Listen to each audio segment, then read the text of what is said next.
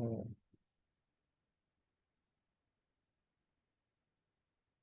Today,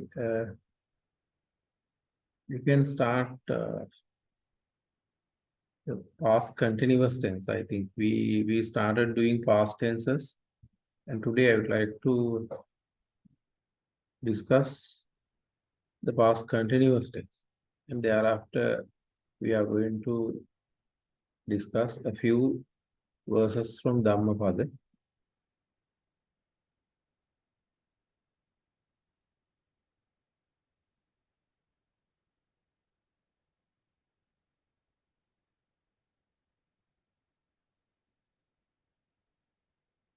I think you all can see the screen that I have shared with. So past continuous tense. Before we moving on to the past continuous tense, I think we can just remember the present continuous tense as we have already done it. So when teaching the present continuous, I told you that we basically use the present continuous tense to say that something is going on, something is happening right now. So that is the very common idea that we have with regard to the present continuous tense. But however, if we can understand that we just use in terms of an individual, we use the present continuous tense to say that somebody is in the middle of an action. Somebody is in the middle of an action. Now I can say that I am teaching. Right? When I say that I am teaching by using the present continuous, I mean that I have started teaching, but I haven't stopped teaching yet. Oh, I haven't finished teaching yet. I'm still in the middle of the action of teaching. So that is where we generally use the present continuous to say that somebody is in the middle of an action. Maybe right now or around now. Sometimes the action may going on even at present. Sometimes we can't see the action happening at the time of speaking. But somebody can be in the middle, somewhere in the middle of the action. So we have to come to the past continuous tense in parallel with the present continuous tense.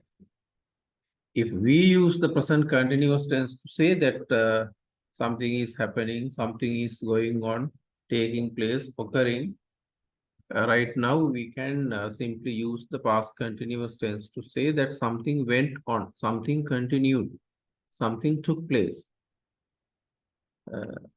in the past. And again, if we use the present continuous tense to say that somebody is in the middle of an action, accordingly, we can use the past continuous tense to say that somebody was in the middle of an action. So when I say that I am teaching, I mean that I have started teaching, but I haven't finished teaching and I'm in the middle of the action. If I say that I was teaching, I mean that I had started teaching, but I had not finished teaching. I was in the middle of teaching. So that is how we have to consider these tenses when talking in parallel. So I think at the workshop that we had earlier, I emphasized that if you can clearly comprehend, you can clearly understand the present tense or the four areas or the four components of the present tense, it would be a good base for you to understand the other tenses, past and future. So if we want to have good foundation for the English language, what we should do is to understand very clearly the four tenses related to the present. There are two continuous tenses, present continuous and the present perfect continuous. And there are two simple tenses without ing, simple present and the present perfect. If we can actually correctly understand, so technically we can understand the structural formation, the pattern, but it is not sufficient. We have to understand where we can practically use those tenses. I think in my book, An Easy Way to Learn English, you can understand it very well, the technical aspect of the pattern as well as the functional aspects where you can practically use in communicative, either in communicative or written English. Today we are going to talk about the past continuous tense. Initially, you can see the structural formation, how you can make sentences in the past continuous tense. According to the subject, we have to use either was over. They are the past forms of be. We do have to use either was over according to the subject. Then the ordinary verb is used in the present participle form. You know that if a verb is ended from ing, that is what we call the present participle. So when it comes to the pattern or the structure, of course, we find nothing difficult. Yeah, you don't find very difficult algebra equation. It is something really easy for us to understand comparing our language, because single language, our language is quite different. And I think as far as I am concerned, it is a bit tough learning Sinhala grammar, because it has multiple aspects.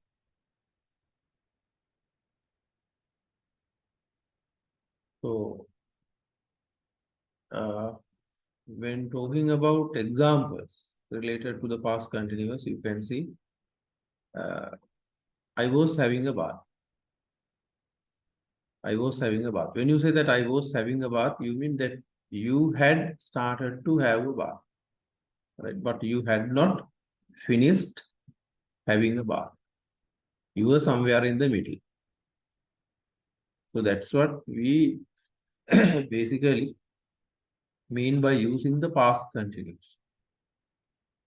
So we should understand that we generally use the past continuous tense to say that somebody was in the middle of an action. Somebody was in the middle of an action. So anyway, I can continue explaining, but Venerable Thera, if you have any issue or difficulty or any complication in terms of the things that I'm talking, you can question me.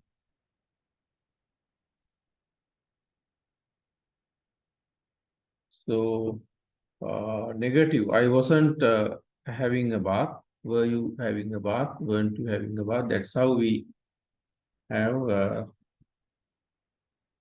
the different aspect of the same pattern. Negative, positive, and interrogative. So when it comes to making a singular statement, we have to use was and the verb in the present participle form. He was studying in the room. He was studying in the room. By using the past continuous, when using the past continuous, when you say that he was studying in the room, you mean that he had started reading. He had started reading, but he had not finished reading. He was somewhere in the middle. in the middle of the action. The action is study. He was studying in the room. Negative, he wasn't studying in the room. Question, was he studying? Negative question, wasn't he studying? So they were having lunch. They were having lunch. Then they is the subject. Were having is the past continuous plural verb. Here lunch is the object. So when adding ing at the end of a verb, we have to omit e. If the verb is ended from e, the base form is ended from e. When adding ing, we have to omit the e that we find at the end of the verb. So have, H-A-V-E, have. E is omitted when adding ing. So it's a general rule that we have to adhere to when writing. And I think you can see a few more examples here. I was having a class. We can say that I was doing a class, I was having a class, I was conducting a class. She was taking her child to the school, taking ekkanga. Yeah, in place of taking, we don't usually use accompany. So when we compare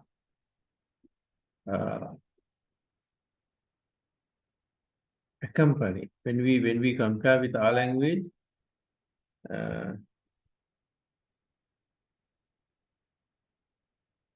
when we compare with our language,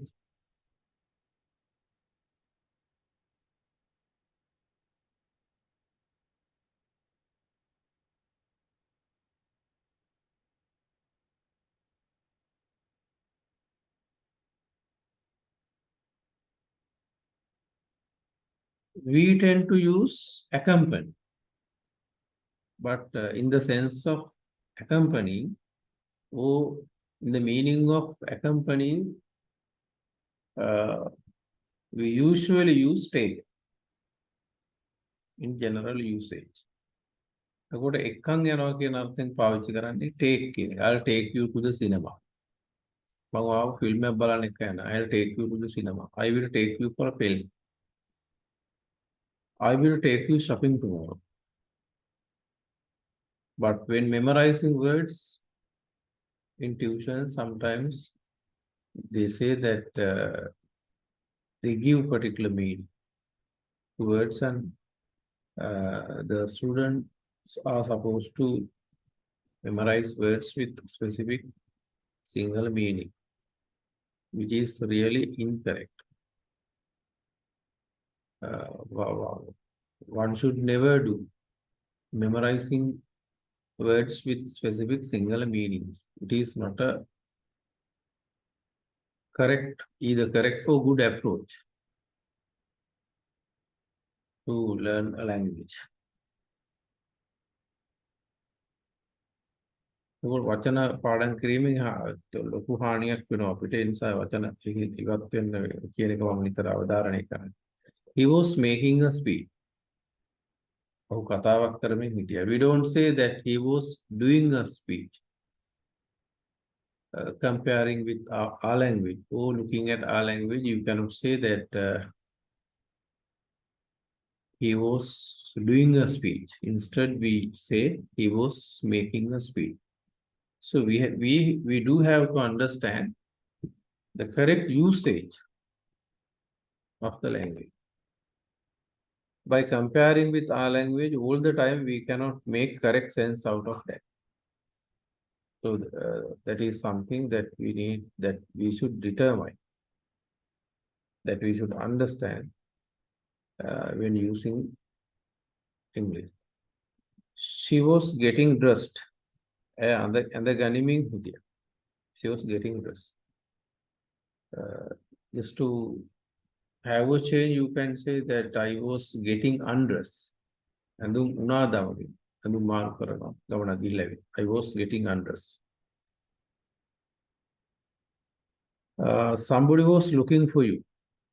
Somebody was looking for you. We cannot say that by looking at our language, one cannot say that somebody was finding you, somebody was searching you likewise. We're not happy. Sarlo use karane, the phrasal verb look for. Somebody was looking for you. What were you looking for? What were you looking for? Then you can say that I was looking for my key. And who were you looking for? Then you can say that I was looking for someone. I was looking for Gayan. So these are a few more examples.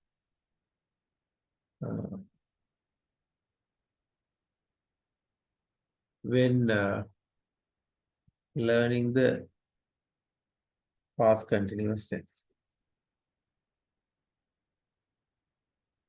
So, dear Thero, do you have anything to discuss with regard to the things, ideas that I explained?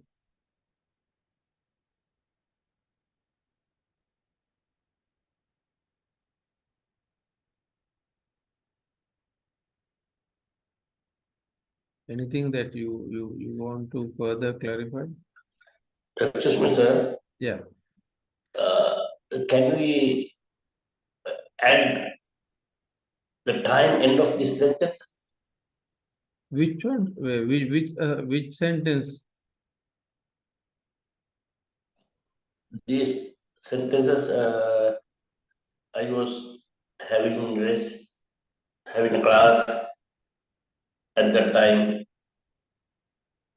Yeah, you can say that I was having a class at that time. I was having a class when you phoned me.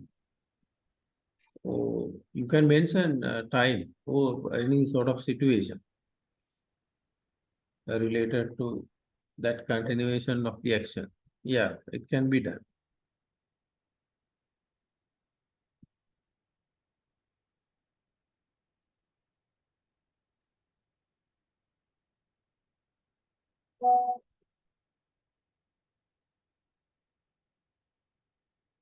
Sir, Yeah. what are the other words used for looking for like this? Yeah, that looking for actually, Soyana thing we just use look for. It's a phrasal verb. Finding you can say that she found a good job. The security people are searching for explosives. ආරක්ෂක පිරිස මේ බෝම්බ වගේ දේවල් search කරනවා. The security people are searching for explosives. And he found a good job. Search and find. We can use those words in different contexts, not here.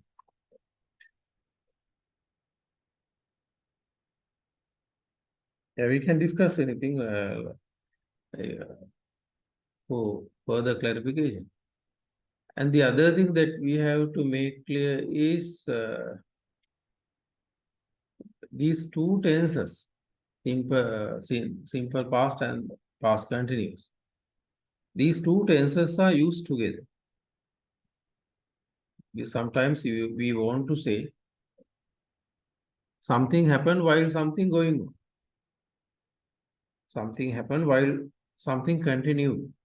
There, of course, we have to use these two tenses together. The simple past tense plus the past continuous. I think you can remember we discussed the simple past tense last week. When talking about the simple past tense, I told you that we basically use the simple past tense to talk about finished actions in the past.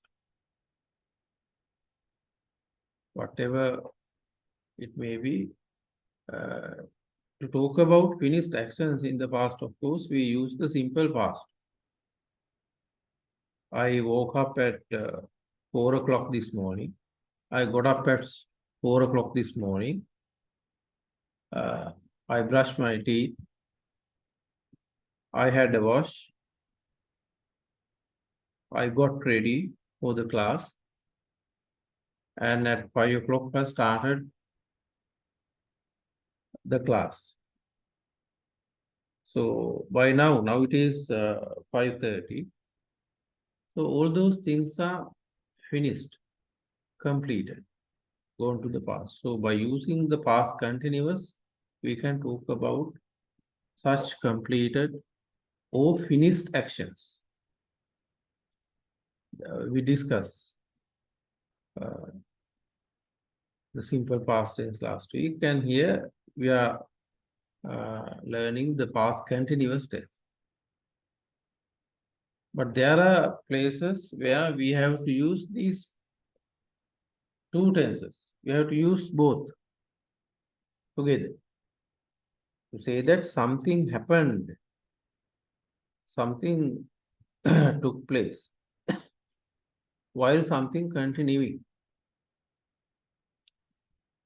Certain action continued. In the meantime, another happened. Something went on. During that time, another action took place. So you can see the first example. I was having a bath when you phoned me.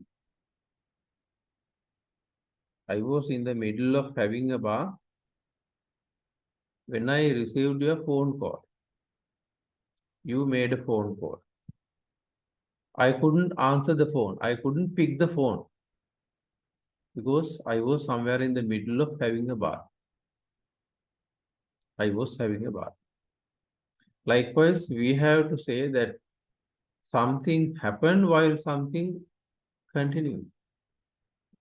So we have to use the simple past and the past continuous tense together in such a setting. So I was having a bath when you phoned me. So you can see that I was having a bath.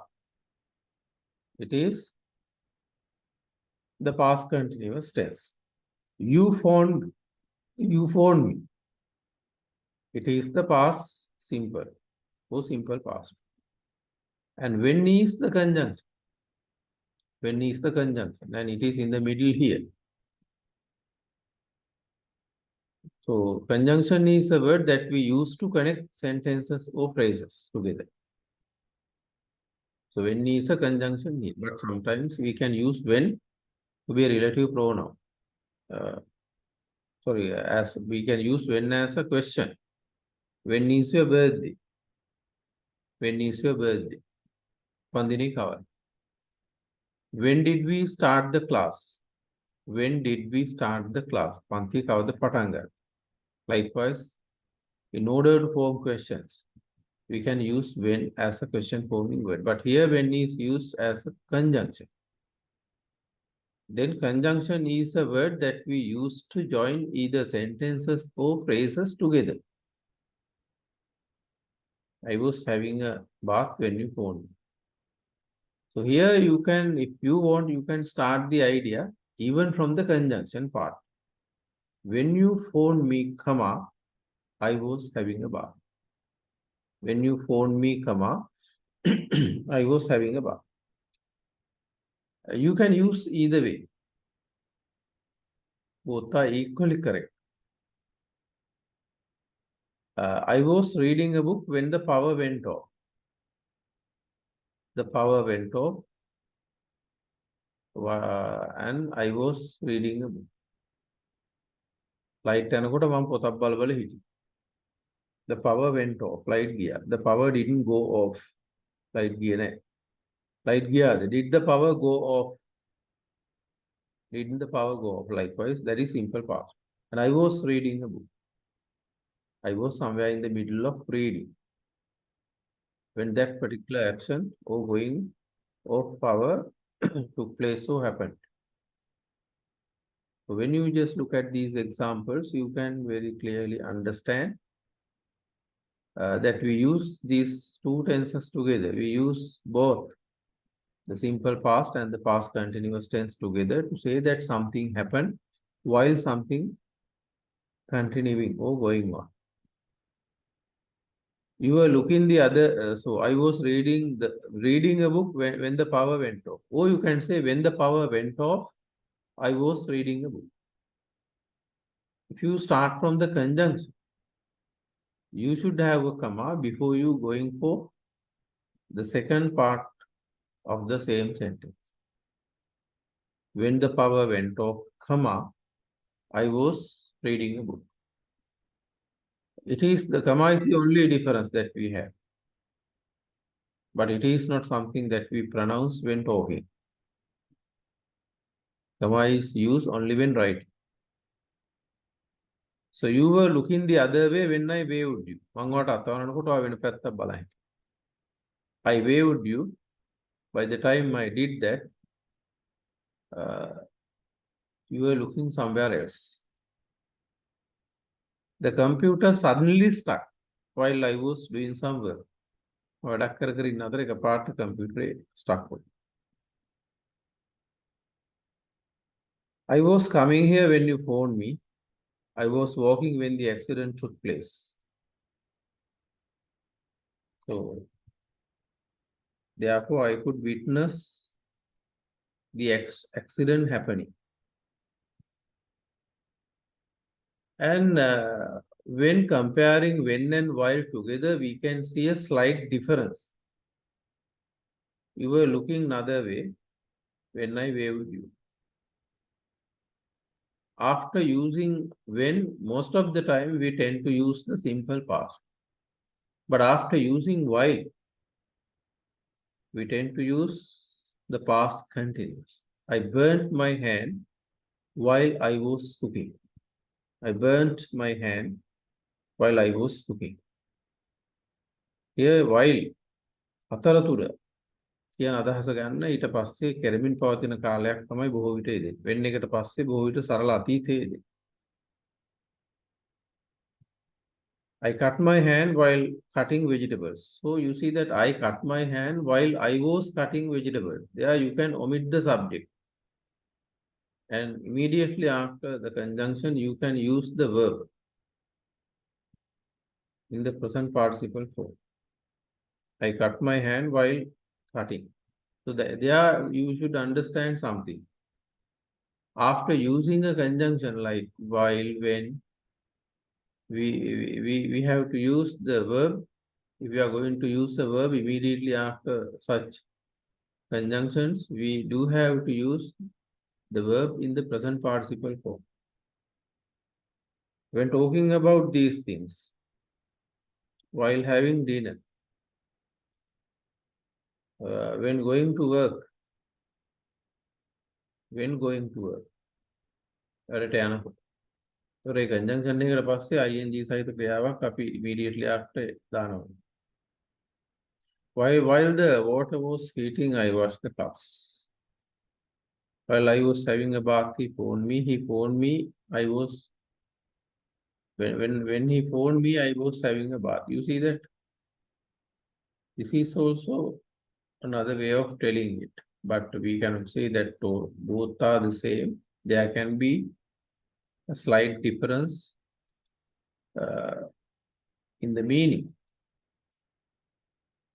While I was having a bath, he phoned me. When he phoned me, I was having a bath. So you can see that when it comes to conversational English, we can be expressive in different ways. So we cannot point out or we cannot be restricted that this is the only way of telling it. This is the only method of making the idea. The same idea could be developed differently in a different ways. So this is what we have to discuss initially with regard to the past continuous tense. So if you have any further clarification, I think we can discuss. Dear Thero, do you have anything to ask regarding the past continuous tense? So can we use Yeah. two past continuous tenses together? Can we use two past continuous sentences together while by connecting with while? Yes, while we can use along with while. While having a cup of tea, instead of using the full sentence, we can say, while having a cup of tea, I read a book. While having a cup of tea, I read the newspaper.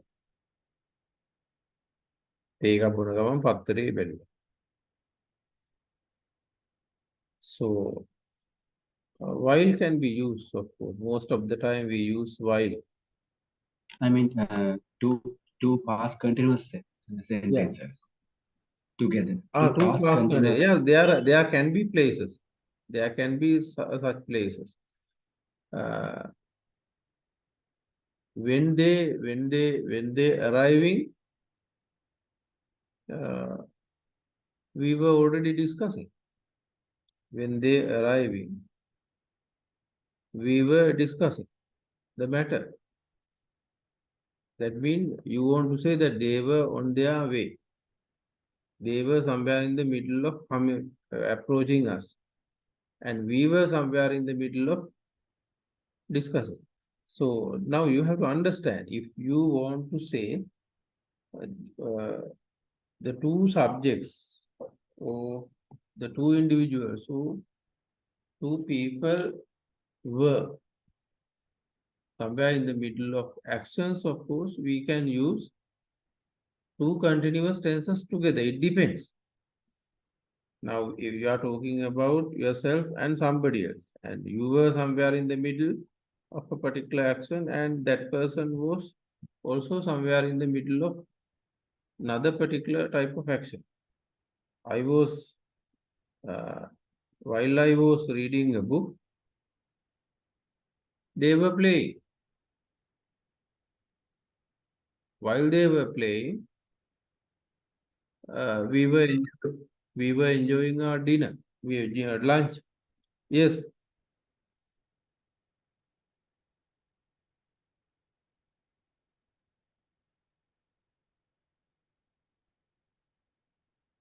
Anything else?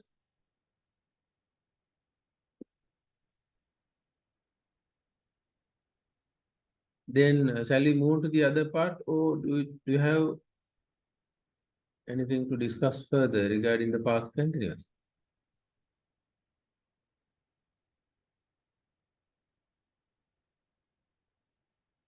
And Dhammapada, verse number 40.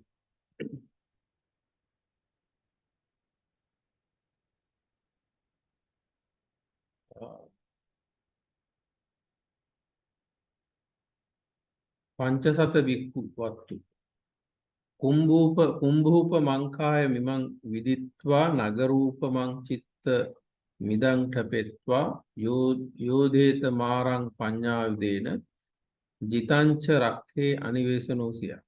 Verse number 40. Knowing that this body is fragile, having understood the impermanence of this physical entity which is taken to be life,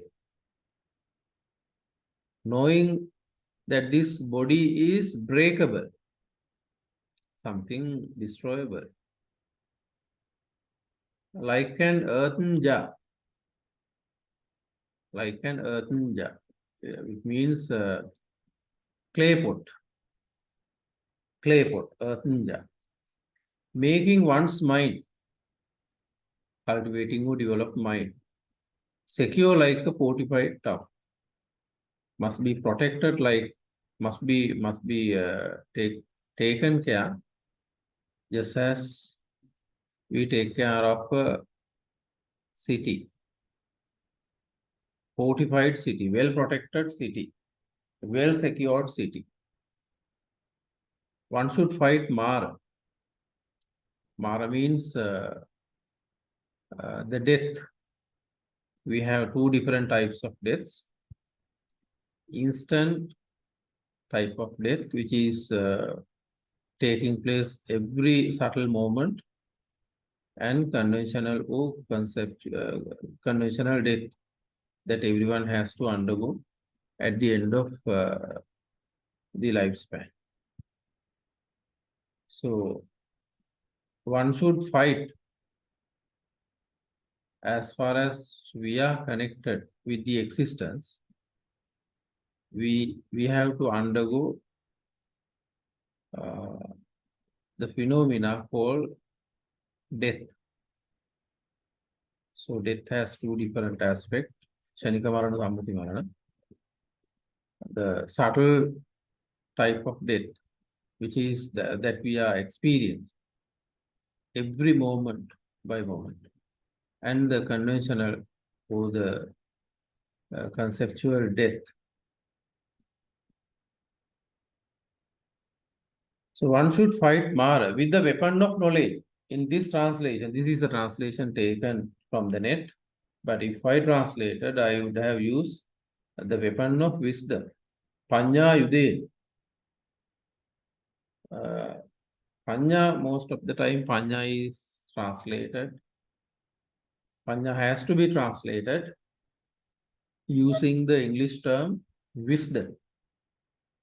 So when it comes to wisdom, in Buddhism, it is not kind of a scholarly type of achievement. It is not sort of education or general type of learning. Wisdom is to understand the own life, diluting ego. So when wisdom goes up, the concern of ego gradually dilutes. Gradually evaporates. After defeating Mara, one should still continue to guard one's mind. Now we can get good understanding about life, the concept of death, the different aspect of death that we constantly undergo. Even after having understood the total idea of death or destruction related to the physics or matter of life, we have to continue securing or protecting our own mind and feel no attachment to that which has been gained. And even after having understood, even after having the right understanding, sammaditi or right understanding, we have to stay non-attached to the existence, or either to our own life, the entity to be taken as life, mind and matter, namaru. And jhana, ecstasy, and serenity gained through meditation. You know that we generally, whenever we want to do something, we have to focus on what we are doing. We have to be really alert. In Buddhism, we are taught to develop that alertness, focusedness into mindfulness. Savadhanita bhava satya desa. And mindfulness has to be developed towards correct or right concentration. It was a satya samadhi level. Better then the concentration has to be developed to absorption or dhyana level. When achieving the fourth dhyana, we start experiencing ecstasy or rapture.